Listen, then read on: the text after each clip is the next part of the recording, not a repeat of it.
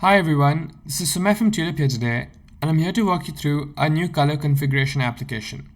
The color configuration application allows you to create various different configurations of colors to create a preset configuration that you can use across various different apps using various color variables. And we'll just jump into the app to show you how it works.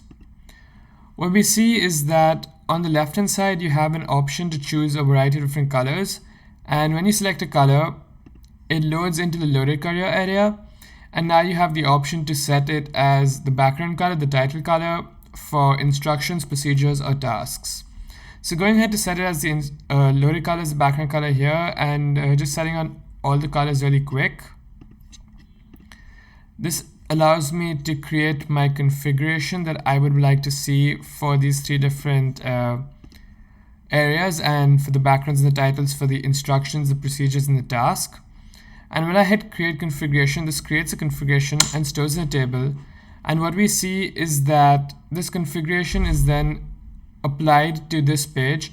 And this shows you how you can use color variables to create various different color configurations that you can use across various different apps. And they don't have to be static values, but they can actually be variable values using various color variables that Tulip supports. If you have any questions, feel free to reach out to us at support.tulip.co. And thanks for following along.